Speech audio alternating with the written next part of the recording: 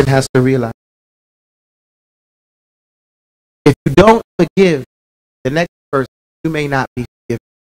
So, every night we believe that Allah subhanahu wa ta'ala descends to the lowest heaven. What does he do? He says, last third of the night, he's answering dua, right? Responding to dua.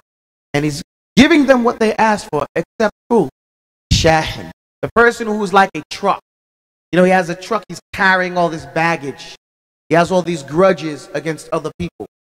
You're not going to get your dua answered. You're not going to get your forgiveness unless you forgive others. And then on the last day, we know the famous hadith. Leave these two until they reconcile. The person out the gate of Jannah.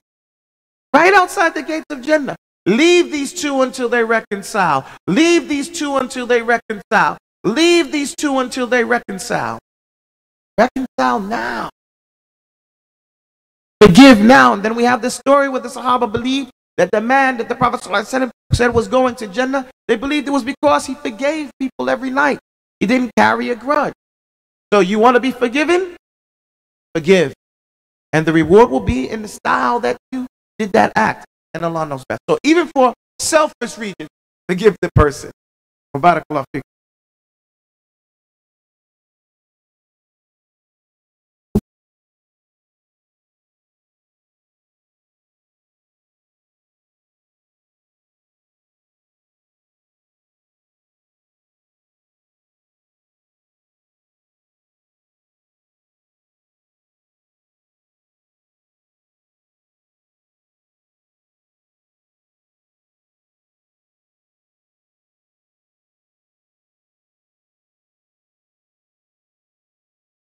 Alhamdulillahi Rabbil Alameen.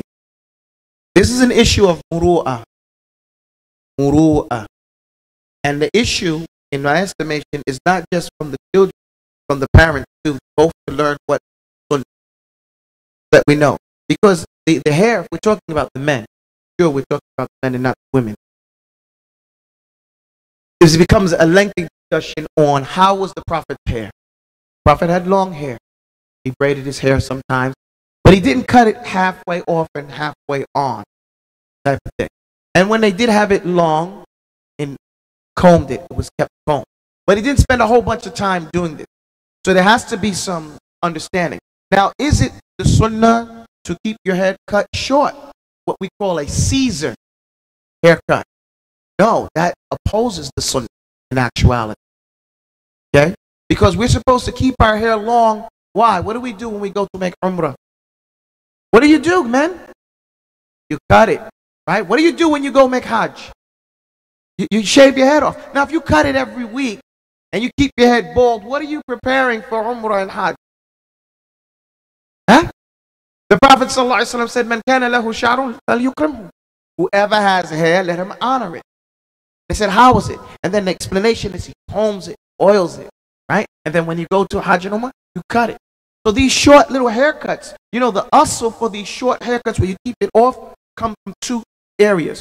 One, when they used to see the ulama coming from Hajj and Umrah with their short hair because they were coming from Hajj and Umrah, they said, this is mutadayyin. This is the look of the mutadayyinin, the people who are following their deen. And they started to cut their hair to look like these ulama. Ibn Taymiyyah says in his fatwa that this is a bid'ah. The person who keeps his head cut short, thinking this is mutadayyin, this is part of my religious look, is a mubtadi in that particular act. Okay? That's one thing. Another way they do it, following the Sufi's orders. They keep their head short, they don't want to be tied to the dunya. The other way is the American thing. Whereas black people in America were discouraged from having afros, men in particular. It was seen as an act of defiance in this regard. And it was illegal in the States for a long time. And even today it's discouraged. That's why you see most of the black people on TV are bald head. And the Sahaba, what was their stance on having a bald head? It was ihanat, and they considered it a sign of a slave or someone who's humiliated. Everyone that they took prisoner, even if they paid the ransom, they shaved his head bald and sent them packing. And we have in the Shama'il of Muhammadiyah, the description of Muhammad, how his hair was. So you gotta, again, man tashabbaha biqawmin fahuwa minhum. The haircut cut all the way short is called a Caesar. Caesar being the king of the Romans. Forget Caesar and get a Muhammad. Grow your hair long, but comb it and take care of it. Don't cut half of it off and not, then you look like a sun worshiper. Think about what you're doing and do it according to the sunnah. And then every time you comb it and you take care of it, it becomes an act of ibadah for you. And when you go to the Hajj or Umrah and you cut it off, all the hair that you cut off is an act of ibadah for you. Every hair that a man touches on the floor when he makes sajda, he gets a barakah for each hair. All this is in the sunnah of the Prophet sallallahu alaihi wasallam. But to walk around with it unkept, that's not. Okay? And it's from your muru, man.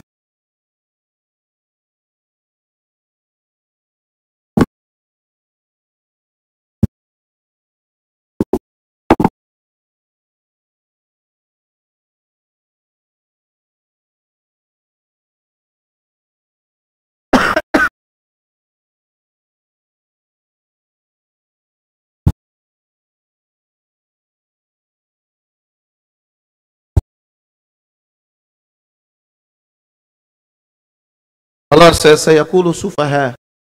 Hey, Allah tells us those people they change their ways. The foolish people are going to say in this dunya, why you changed your way? Oh, now you change it up. Now you want to wear timar. Now you want to dress like a woman. This is what the fool is going to say to anyone who starts to apply the things that he learned. If you don't do anything different than you did before, then you've never learned anything, right? If you were still doing what you were doing when you were 5 years old, and now you're 15, what does that make you? Right? Retarded. Okay? Slow. So you have to evolve, and as you evolve and know more, your activities have to change. As for the person who says, don't judge me, what if we smack you in the face? Well, and we say, don't judge me, you're going to say, what? You can't smack, why not? Don't judge me. Right? I can't do whatever I want, right? You're going to judge me as being a rude, psychopathic person if I come and I abuse you. Don't judge me. No. We judge on the apparent. We judge on the zahir. Right? When Abbas came and was captured in the Battle of Badr, the Prophet ﷺ told him, you have to pay a ransom. He said, Ya Rasulullah, I'm young, I'm with you. You know I'm a Muslim. But he said, what did he say? The Prophet ﷺ said, what it mean? It appears to us that you were with them. So you go back to that treasure that you hid and told your wife to have, and you pay your ransom. Because he judged him on his apparent being with the kuffar. So we judge on the apparentness. If I was to come up here dressed in a skirt and lipstick, and I say, don't judge me, you would think I was a fool. How could you take knowledge from me? Right?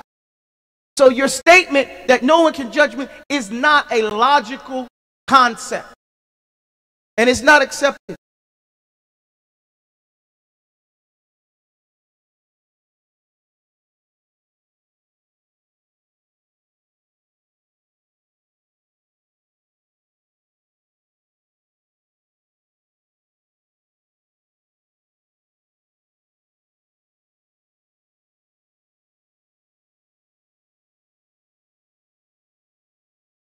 Alhamdulillahi Rabbil Alameen. This question, it cannot be answered in 2 minutes. Because it gets into your wala wal bara. So if you say, just basic, you say, well, no, it's haram for you to go into the army, then it's haram for you to be in this country. Because there's no reasonable difference in what you're doing. You pay your taxes buy bombs. Bombs bomb Muslims. I know that. You pay your bills, you're paying riba. You don't pay your bills, you're paying riba. So if there is some being here, then how are you going to establish your Islamic state? Okay, we study history, as the other brothers were mentioning also, how were any of the other Islamic states established? Okay, so there has to be, it's a longer conversation. Because we're told to keep it short, I cannot answer it with any great length here. And it's something that we have to talk about at some other time, inshallah. Please excuse me. Bless you.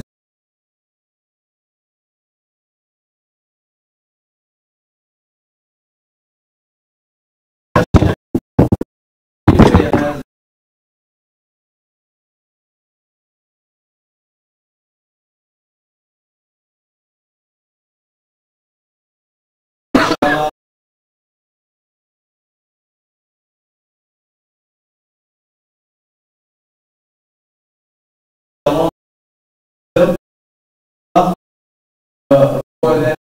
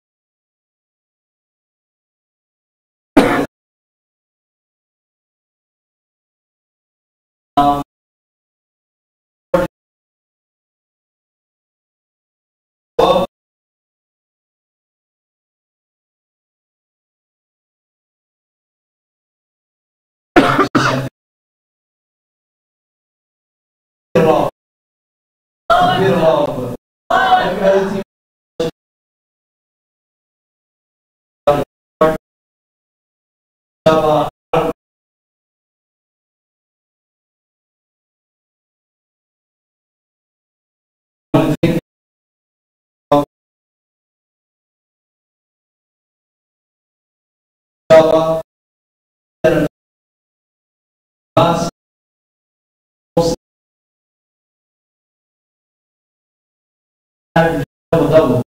The beast download, player of the month, President Abbas. Number are you guys? Alright, that's every always there on the court. Going for it. Almost so he wants to eat. Inshallah is our prayer. Good. You guys, I wanted more people faces.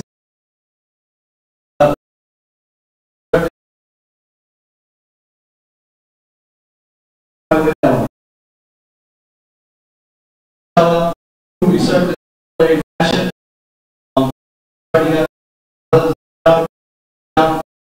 We serve. Hey, Charles, 1 second. The video wants to clarify something. No. Go ahead, Charles.